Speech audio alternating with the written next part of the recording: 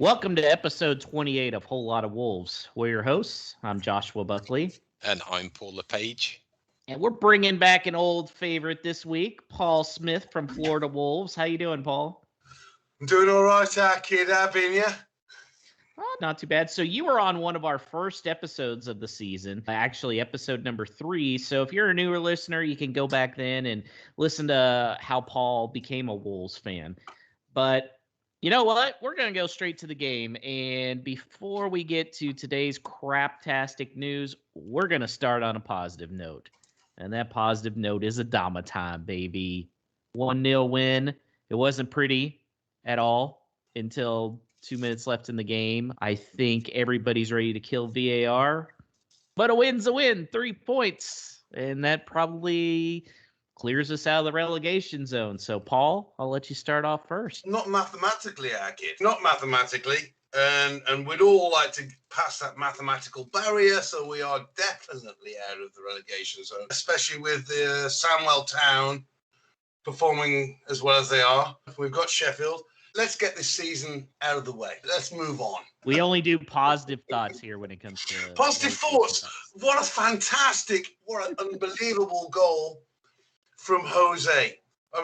Come on. It was the only thing that Podence produced in the whole game, but it was a beautiful move and it was a fantastic goal. And I just want to applaud him, and I think that's a positive from that game also. I felt the knives were out somewhat on certainly social media platforms. I know we've got blinkers over here, that we've got this one view into the club and the goings on and everything, but even with the draw, there's certain games where the result is much more important than the performance. And Absolutely. If anything, that was Friday night in a nutshell. And given that, I think a lot more credit should be given to the management and the players who brought it about, because let's just look what happened during that game.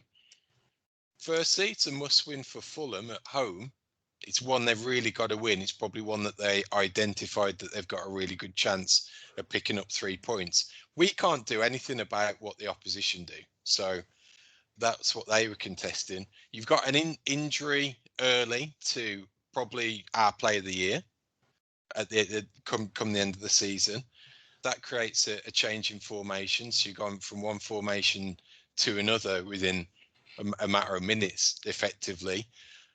Jose's goal, as you say, Paul, beautiful, fantastic move. I haven't seen very little like it all season. And a game like that, when it's tight, when it's attritional, when you have that build-up, I think Nuno's to it in the past, when you get that build-up to the crescendo of a goal, it's so gut-wrenching to immediately turn around and think, shit, we've got to start. Horrible. I'm sure everyone's talking about it. There's been some terrible decisions this last weekend. Terrible. But so it seems to me that there's this vocal minority that for whatever reason, it's not good enough. If you win 4-0, oh, it should have been 5. Yeah. Perfect Nuno example. out should have been 5. Yeah, it should have been 5. Mr. Sitter should be putting those away. Even extends to the players too. Silver assist, should be doing that every week. Adama's brilliant goal, he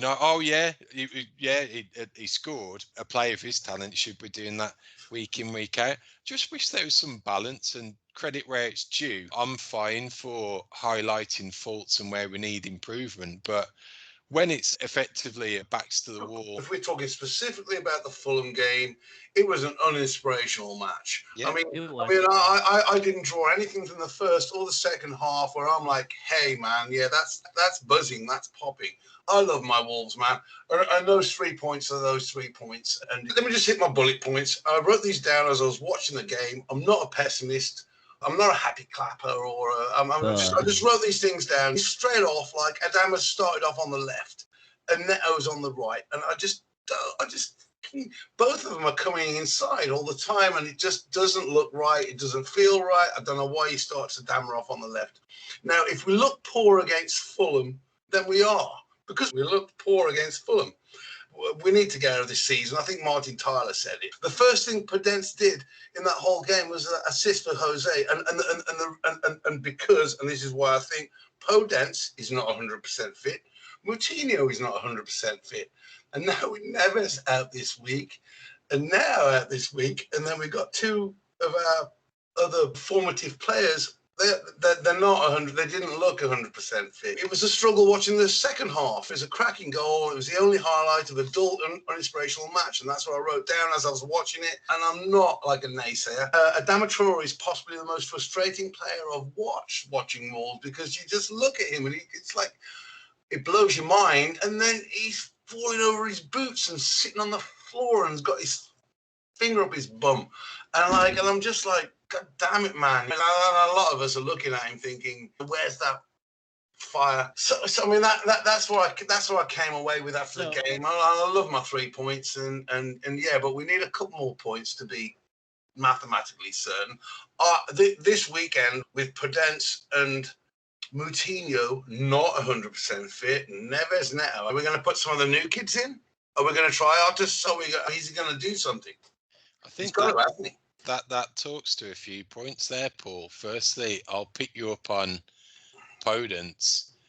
Either he's not fit and he's not showing what he's capable of, or I've got a feeling that he's better utilised out wide rather than a number 10.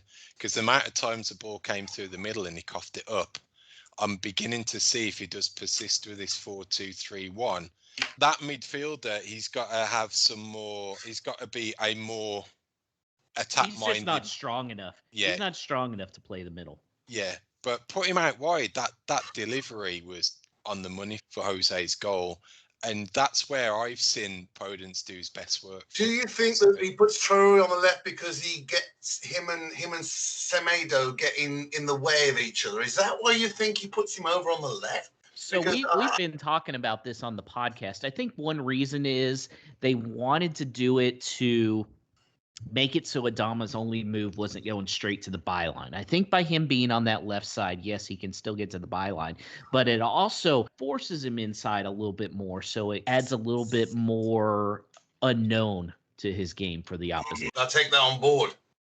But I think just with what you're highlighting, Paul, as well, in terms of squad utilisation through the end of the season and into next, is there going to be question marks over recruitment and this mantra of having a small squad? So if he keeps a small squad, are the kids that are in reserve, are they good enough? Are we going to see them come the end of this season to see if they can come in and fit? Or now, with all today's news that will come in a little while, do we have to go out and spend again because we haven't got that sufficient depth? I thought we were still like an attacking player at the start of the season, and we have been all the way through, regardless of these injuries. I still feel there's scope for another body. So yeah, that brings up another point. An attacking player, we've got one out on loan. He's scoring goals out there in Europe. Do we bring him back at the end of the season when his loan's up? Rafa Mir, what do you think there? I think they'll end up turning that loan into a sale. Cash. I think so too. Because if he's not doing it in the Championship, he's not going to do it. He's just not going to do it. Some players just find their natural level, and that's no disrespect on the Spanish top flight, but it's a million times different to the EPL. And some people find just a better situation. Jimenez didn't do that great over in Spain, and then he gets over here and he's a world beater. It's a comfort thing. It really is. Yeah, I don't see him coming back. I think that'll be a sale, and hopefully they'll get some good money from him. Now, one thing I know, Adama's very polarizing amongst the fan base. Here's what I'll say, okay? That last couple minutes, everybody else, you could have seen the team just completely folded in play for the 1 point. Silva and Adama, that was straight hustle because Gibbs White hit the ground looking for a foul, and they didn't even pay attention. As soon as Silva got that ball, he looked up, saw Adama, boom, kicked it, and Adama raced in there. That, to me, showed a lot. It was like, yes, that was a horrible game. It was a boring game. But you know what? They didn't give up. They weren't just comfortable with it. It was so brilliant that this is why I said he's frustrating. And I think 100% of Wolves fans right now would tell you, do you think he's a frustrating player? Do you think, like, when you think about him, is he Does he frustrate you? It does at times, but it also, Just give me yes as a or no, fan, mate. it frustrates me the way he's defended, because I think that's got to get old when you're looking and you have the speed and the strength and The you end man's up getting brilliant. pulled down all the time. The man's brilliant. Yeah, he really is. He Mhm. showed it. He showed it on Friday. He's brilliant. It's just what's going on there. I don't know. He's better through the centre. I don't see. I guess that one game against City when he blasted through the centre a few times. I just think sticking down the right and just burn defenders. And if he's not burning defenders, he's pulling three with it. I just think we should stick him there and stick with it. Again, I think it's not a simple answer like the whole of this season has been with Traore, that his focal point's been missing for most of it as well. Yeah. So no Jimenez, that the ball just seemed to go from Adama's foot onto his head and goal.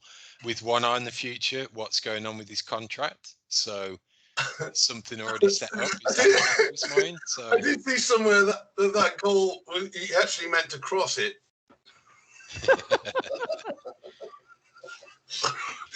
Yeah, I mean, and I'm sorry, mate, from Wolverhampton, but like I read that and I was like, maybe chuckle, and then of course it caused the whole big thing. But yeah, that was meant as a cross. So let's talk about VAR for a minute, because honestly, it felt like it should have been a 1-0 lead at halftime. I'm still looking at it. This is what's so frustrating to me about the offsides rule. It shouldn't matter any part of your upper body. You don't use the upper body at all. It should be waist down. Boom. If that's offsides, absolutely. If it was level, it's the attacker. The advantage goes to the attacker. That was always the rule for 100 years or however many years. If it was level, and your eye and you're looking, it's level. It's the attacker's advantage, man. It's an attacking game. You can't give a fingernail to it. You just can't do that. And that linesman was stood on the flipping line with the flag down. yeah. And then it happened in the Liverpool game, and then something else happened today. Was it today? There was another one today, wasn't there? In the Tottenham Man U had a controversy. It's just stop. Now you eyeball it. The flag's down, man. And if the attacker's not seeking to gain an advantage, if they're level, you give it to the attacker. That's it. Period. That's it. Rules like that are what's going to keep a U.S. audience from really buying into the sport. Again, if it's taken away the whole point of the game, which is goals, then it will do. Fluidity. Yeah.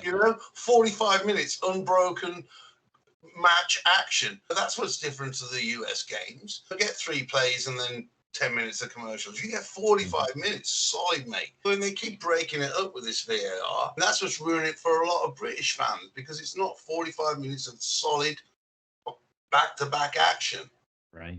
Well, we've got that, Paul. We've got that background of being there if that goal had have gone in, and the release of emotion, endorphins, and the celebration, and that's immediately. Watching that on Friday, I didn't even have a thought that was going to be pulled back. Neither. VAR, you look at it and think, no way.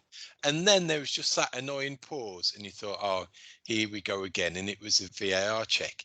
And as soon as they get those lines out, it never ends well for the attack. Yeah, Leeds Southampton today. There was one today, wasn't there? Yeah, was it Leeds Southampton? In today, I think. Oh, the Albion, that was it. Didn't they have one? Yes, they had one today. But it didn't even look like the line was in the right spot, though. No, yeah. It's just crazy. Come on, it's going to stop this season. It's going to stop at the end of this. Not stop, but it's going to be changed in a way that keeps it more fluid. They'll keep the goal line technology. I don't think they're going to go like all sleeve. They can't go all sleeve out with this offside. It's BS and everyone hates it. If the technology works, if it's black and white, if the whole of the ball's over the line, it's a goal. Or if it's not, that works. It's fine. Keep it. Anything else, anything that's down to opinion or someone's view on it, or lines that you can't accurately draw, get rid of it. Unless the technology's there, it's not fit for purpose. Yeah, when it comes down to the sleeves on the shirt being longer, and that's what, come on, everyone knows that's insane. Yeah. Everyone knows that's insane. So I'm sure at the end of this season, that's going to be adjusted accordingly. Hopefully it will. So one thing I noticed early in the game, and it's been something we've been talking about for a long time on this podcast, and that was free kicks.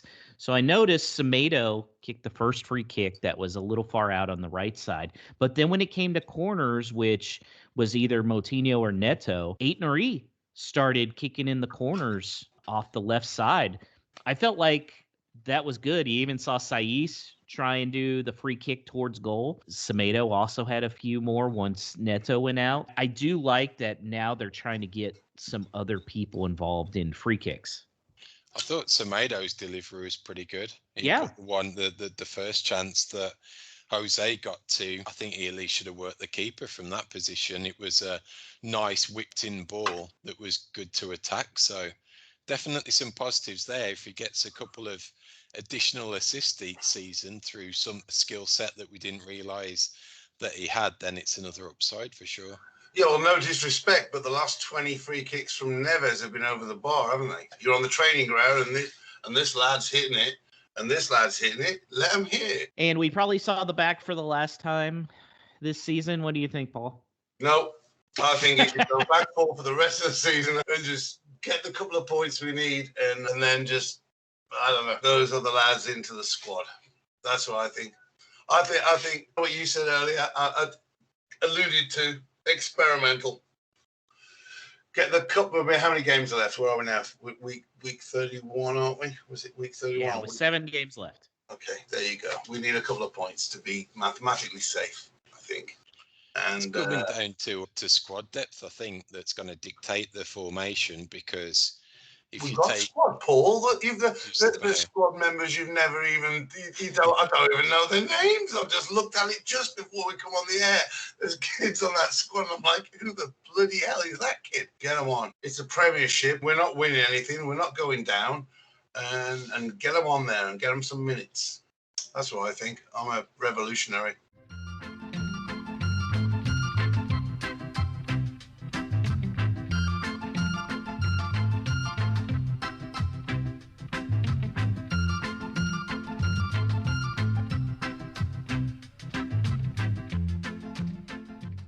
So now we move on to the bad news of the day. And we had a feeling when we saw him go down early in the game against Fulham, and that was Pedro Neto. He's out for 6 months with a patella injury that's dealing with the kneecap. He's going to miss the rest of this season. I don't think that's too much of a biggie, but he's going to be out for the first month or two next season too. That's a killer. Friday night, looking at him when it happened, I got the impression that he knew something had happened. Yes. So whether he heard something or there was a pop. He knew he got injured. He knew it was already bad, and he was scared to tell. I'm making it up. He was scared to tell Nuno how bad it was, and he went on and tried to play. Yeah, that was what I read today, was that he injured it with Portugal. And even Connor Cody after the game admitted, like, yeah, he's been playing through a knee issue. Yeah. And you could tell with the way it was wrapped up too when he Yeah. pulled down his sock. It was like, uh-oh. It's horrible. Yeah, so what are we going to do then? We're not selling him this summer. Yeah, and did you hear the rumor that Jimenez put himself back in his fantasy team? I read that on Twitter somewhere also. Like on the fantasy football that Jimenez bought himself back. Did you guys hear that? I did not. Probably a week or so ago. Yeah. What was that about? Is that just from? I think it was fantasy. So yeah, the kid, he's still got a head injury. We don't know where he is, and then Neto's out for 6 months at least. So here's the deal with Jimenez. I think he knows if he doesn't play any more of the club season, there's no way in hell they're letting him play for Mexico this summer. He really wants to play for Mexico. He wants to go to the Olympics. So I think he's going to try and get out there in the next couple of games and show, look, guys, I'm healthy. I can do this. This will help me get into shape. I think that's what's driving him right now, is his commitment to Team Mexico. I think he's close. Otherwise, the pictures that you see online of training, I don't think he'd be in those types of sessions if that wasn't the plan. And I think the pressure's been taken off somewhat, that it's not, certainly wasn't a rush to get him back. But if he's looking at maybe those last 3 games of the season, that's good quality opponents, to come back for those, maybe build some form up, knowing you're going to go away in the summer and pick it up from there. I think he, as you say, he's looking to target it, you'd imagine. So I think if all parties are in agreement and it makes most sense for everyone, then I think there's a chance of seeing him. So we're at game week 31. We have 7 games left. But, what's Silva going to bang in about 10 goals in the last 7 games? No, it's not going to happen. If you look at who scored the goals this season, Neves has scored 5, right? Neto scored 5. It's just not enough. It's just not enough to compete anywhere. Neto's out. Oh, there you go. There's our 2 top goal scorers out with 5 apiece. Wow. You know what I mean? Like, where are we? Where are we here? What are we looking at? Let's see what happens these last bit of the season. But we're going to have to spend some money. Yeah. Someone's going to have to spend some money. So here's my question now: with Neto out for at least a couple months next year, does this keep Adama on the roster?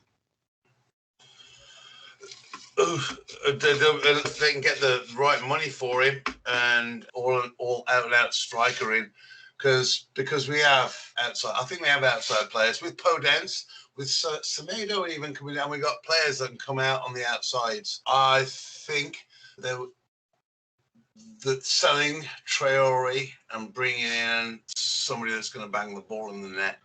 If Jimenez isn't going to be fit and Neto's not going to be fit, we need somebody up top.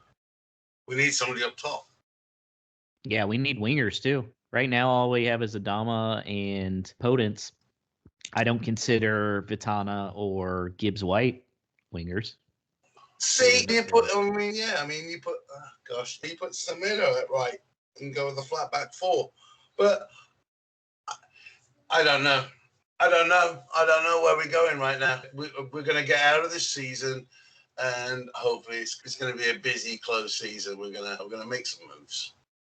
And I just hope these Chinese owners are really, they're in for the long haul and the long plan. And they're not, by nature, like that culture isn't like in and out for a quick buck. They're in it. When they say they're in it for the long run, I think they're in it for the long run. I think when it comes down to Traore, what's going to be key is first his contract situation. If something moves with that and he signs, I think that's a no-brainer that he stays. But related to that, I do think he's still a saleable asset that could bring in still a decent return that could probably fund 2 incomings. So when you have got to balance the books in this economic world we're in at the moment, yes, we need to look at those types of players that if he goes of upwards of 35, 40 million, it's going to be a loss on what he could have bought last season. Right, we could buy McGoldrick or somebody off of Sheffield, not McGoldrick specifically. Who's going to score a hat-trick against us on Saturday? No, he isn't. Yeah, I'd still like to see Adama stay for a little bit because I feel like his value could be built up with Raul back. That's just my opinion.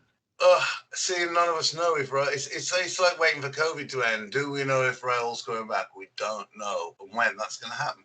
Right. We know Neto now. He's going to start out next season. Silva, everyone's seen flashes of potential from him. I think the kid's going to come good. I really do. I do too. I think he's going to come good. Yeah, I've seen enough. If you'd have put his body of work in a different situation that we faced this season, I think you'd have been impressed. And it's just going to take a little while for him to get thrown in a Premiership like that, just a little scrap of a 125-pound.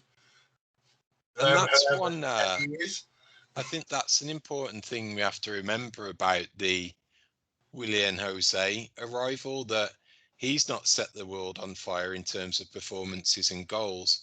But one thing it has done is taken the burden and the pressure off. I think he holds up play, and people are slating him. But again, he's been thrown into the fire here, and he's getting used to it. And the cold weather, no one seems to mention all of it. Miserable, rainy cold, and we're having a difficult season. And I think he's doing okay, man. He's been unlucky. 12 games without a goal. That superb striker's goal on Friday. Superb it was.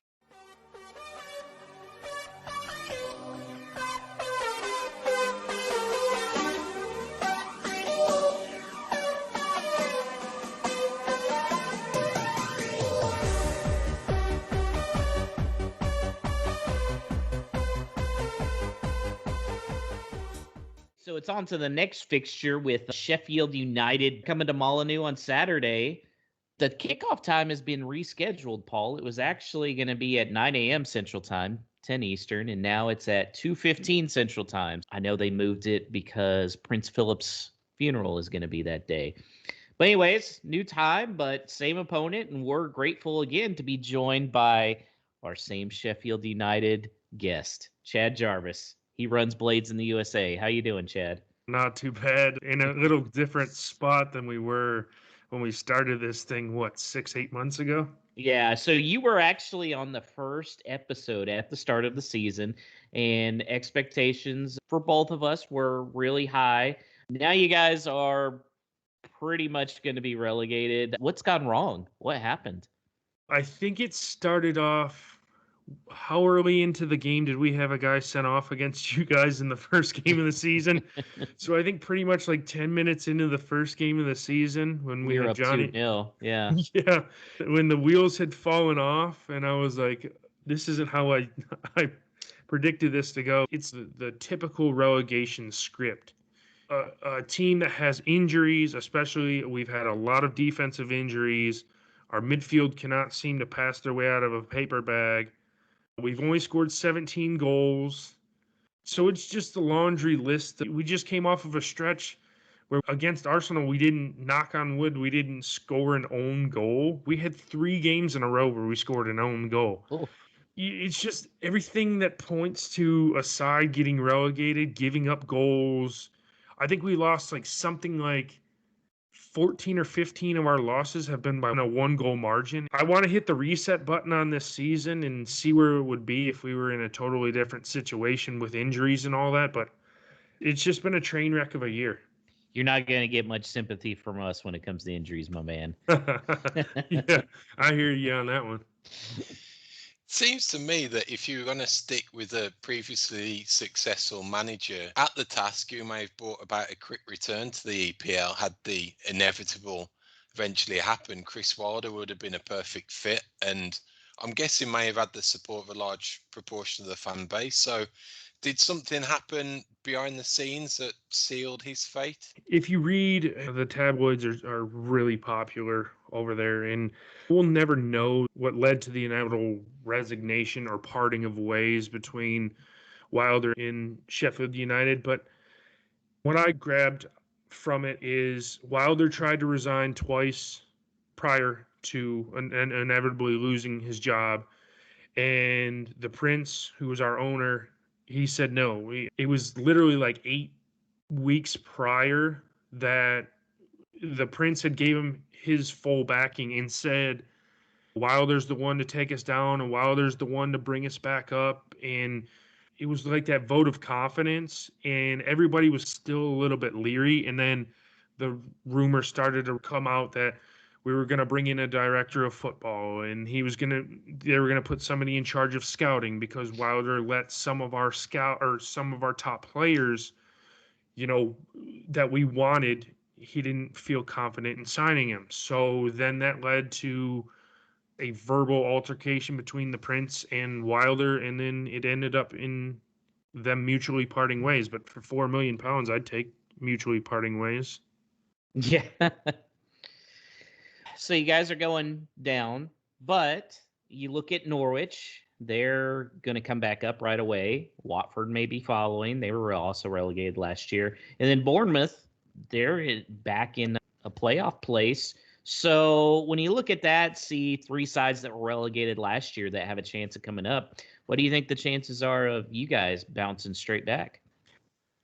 I'd like to say our chances are good, but the way I look at this side, there's a couple stars that are going to get picked by the bigger sides and the clubs that are going to stay in the Prem. And I just think this is a side that, first of all, we need to figure out who our manager is. And I'd like us to get a manager going into, or let him manage the side in the last couple of games to figure out what we have as a team going down, and then take full control in the summer and just rah beat the drum, get the players that he wants in.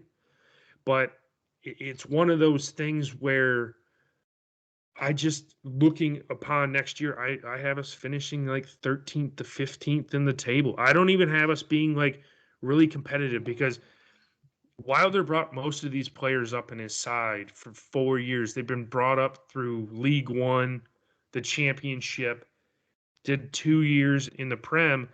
It's going to be hard to be able to get a rise out of these players and say, hey, let's go again. Let's try and get back into the Prem. So it's going to be really hard for them to do that. So I think there's going to be, aside from like your Brewsters, obviously like your Ramsdale and goal and stuff, some of the younger talent that we signed this summer, or whatever you want to call it, transfer window. I think we're going to have a good core, but it's also going to be really inexperienced. And I think the championship's going to be a little bit of a shake up for us. And I see us spending at least 2 or 3 years down there. I don't think a quick return for this side at all.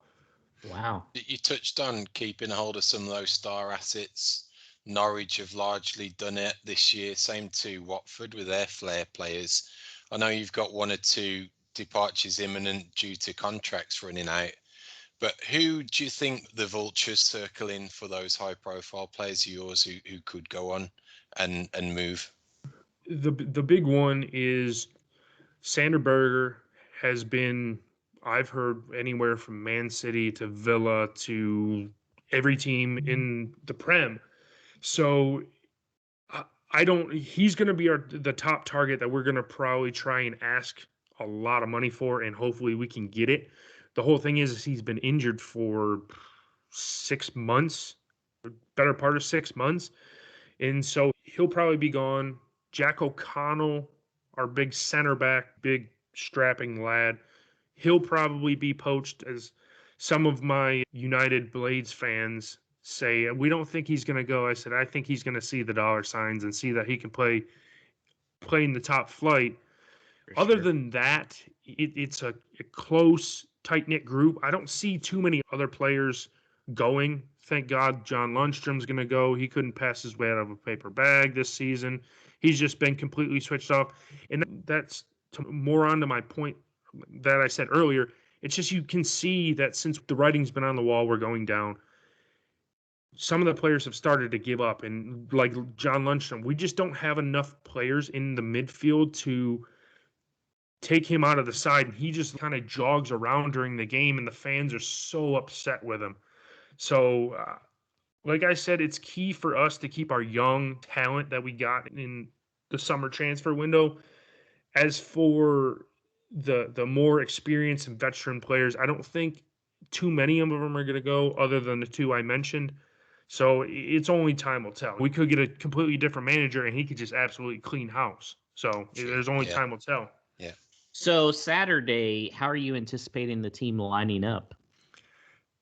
There's nothing really we can do to change, because I think it's been the same lineup almost every game for the league. We've changed the striking pair up front, but we've got Ramsdale in goal. Ampadu, our loanee from Chelsea, he'll be in the back. Johnny Egan just recently came back from injury. He'll be in the back. Edna Stevens, who usually plays overlapping wing back, we have stuck him in a defensive role.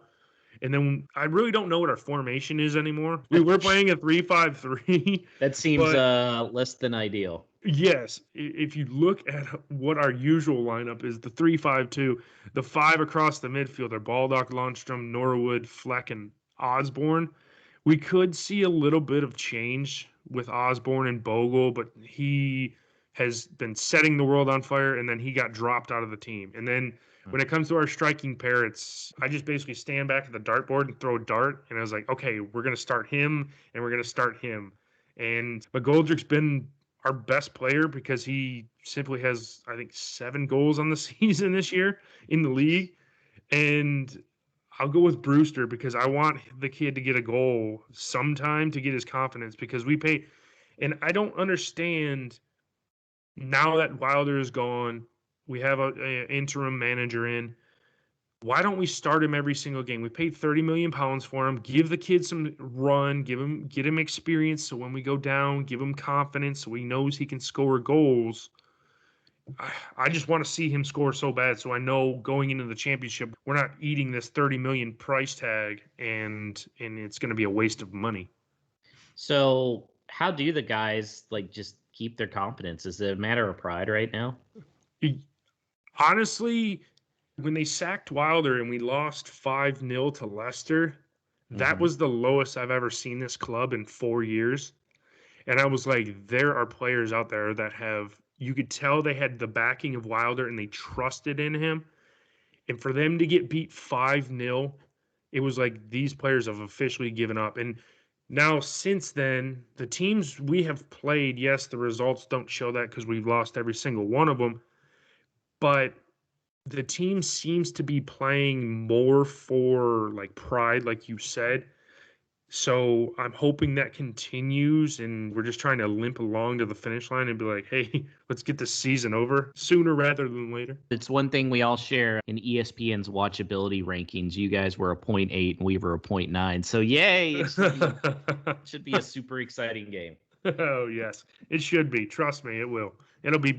I'll tell you one thing. We will not score. We will not score. Neither will we. So.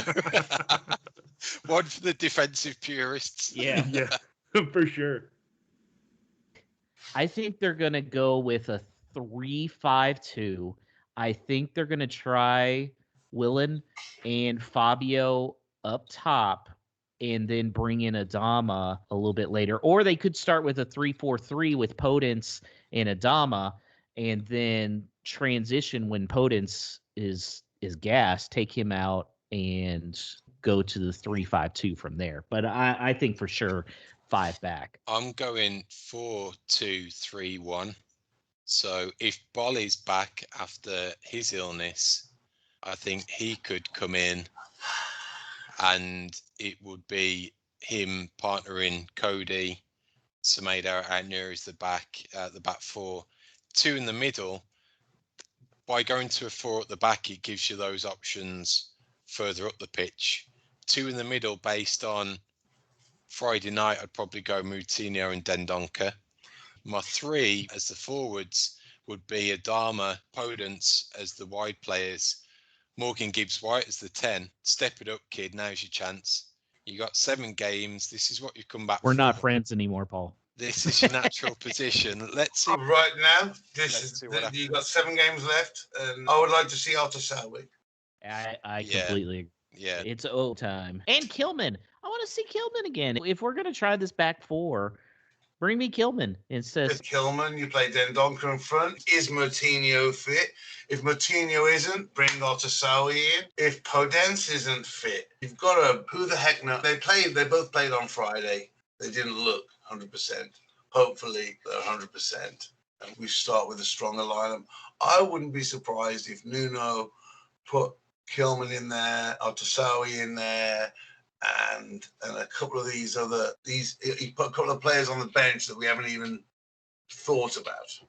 So, you want to give a prediction here? I'll let you start. Let me start. Those blades are playing for pride. McGoldrick, I like it. I just like the look of McGoldrick. I don't know why I like McGoldrick. Gosh darn it. And I wish we'd go for back 4-1 Wolves. We're all out. 4-1. He's going to play a flat back 4. He's going to push it. He's going to go all out, attack, and we're going to stuff him 4-1. So, what you been drinking tonight, Paul? Yeah, Josh. Stella Artois. Okay, 2-0. No, we're going to score. If we got to score 4 goals at least once this season. We just got to. William Jose is going to get a header, and and then Donker's going to get in there with 1, and Silva's going to get a couple. I love it, man. This is an air of positivity that we've never seen in, 28 episodes. Do you want me to go through my crib notes again? Yeah, whatever. I've been drinking. I was about to say, I did not expect 4-1 based on how you started this podcast. Because it's Sheffield. I think we could tear them up at the back. I really do. I'm going to go completely against my better judgment. I thought, to begin with, and chatting with Chad and the lack of goals, that this had a classic 1-1 written all over it. But screw that. I'm drinking what Paul's drinking. I'm going 3-0. Nuts. Our best offensive player of the year just got hurt, guys. What are we doing here? What are we doing? You know what? Silva's going to come good. William's going to come good. Somebody's going to bang in a couple of. It's going to happen. 0-0 for me. And you know what? If we get, I was gonna go with 1-0, but no. You know what? Don't bet against McGoldrick's story, man. I think he's putting himself out there on them. I don't know. I think we should snap him up. You got to look at what I'm looking at right now. Is these three teams going down? And even though half my family support the SHIT, but they're all from Tipton. Anyway, you look at the teams going down, and you're like, who do we snipe? Who wants to stay in the Premiership? Who are we going to snipe off these people? That's what and that's what everybody else is doing. Surely, that's what they do, isn't it? Yeah, 0-0 for me. I may have gotten gutsy and gone with 2 goals if Neto was playing, but I have no idea. I have no idea. They're going to be throwing 5 guys on Adama, and if Gibbs White is starting, oh Lord. Oh gosh! All right then. Gibbs my guy. That's your guy. Is he going to score this week, Paul? He's gonna get 2 assists for. He looked good when he was young, didn't he? For Williams' race. Paul, the next hopadillo is on me if Gibbs White gets 2 assists on Saturday. Virtual handshake to seal that deal. Williams going to get a hat trick. Silva's going to get 1. I'm telling you, 4 goals. And everybody's going, and then the whole Wolves world is just going to go nuts. Going to go to meltdown. They're going to be like Paul Smith from Florida called it. No, they won't. What we do need to do is celebrate another win from a Wolves team this weekend, and that's the Wolves women again in their version of the FA Cup. They won on Sunday, beating Watford, who were again above them in the pyramid of the women's game in England. So they're really putting a great run together in that competition. So well done, Wolves women. Keep it up. Let's keep that run going. Are they going to get is the EPL going to step in and promote them, which is what they deserve? No idea how it works when you're down to, what are they? I think they're about they're probably 4 or 5 divisions underneath the very highest part of the women's game in England. So unfortunately, I think they get the wrong end of the stick where if you are that low, you get what you get. And it's probably not fair after these 2 seasons, and it's certainly probably been magnified by how well they're performing in this competition, that they're certainly comfortable with that higher status and higher caliber of opposition. So yeah, it's a sad state of affairs for the women's team, that's for sure. And now, what's this about voice files, Paul? That's right. We are opening up, dear listeners. If you want to get in touch with a No Stupid Question, which is your chance to ask us anything about the Wolves, be it the match day experience or something about our history, past players, or you are new as a fan and you want to ask us something really basic in a judgment-free setting, then you can do that in a variety of ways on social media, Twitter, on Facebook. You can email hello@wholelotofwolves.com with your No Stupid Question. You can also send us a voice file so you can hear your voice on the airways asking that question as well. So do get in touch with those, and we look forward to having those come on through. All right, so as we bring this episode to a close, Paul Smith, Why don't Yes, you let the listeners know how they can get in touch with you and Florida Wolves? Florida Wolves is a Facebook site. You can get in touch with me personally at paulwanderers@yahoo.com. I've been starting to get a St. Louis Wolves group going. I've got a little bunch of people there in St. Louis. So if anyone out there listening in St. Louis, join the St. Louis Wolves. Let's get those numbers up and get them registered with the club, which is what it takes. Yeah, we're here. We're in Florida. Tampa Wolves is getting big and strong up there. They're going to have a meetup. They're talking about a meetup. Me, I'm not too sure about that stuff yet. Let's get everyone vaccinated. Let's get everyone safe. But definitely looking forward to these last few games of the season. I'm pumped up. I'm looking forward to what we're going to do in close season. The Wolves, everybody out there, come on, me babbies. Listeners, thanks for your continued support. If you are picking us up for the first time, please hit that subscribe button or like the podcast, share it, give us a 5-star review on your podcast listening platform of choice, because this helps us a ton with our exposure and getting a whole lot of Wolves out there.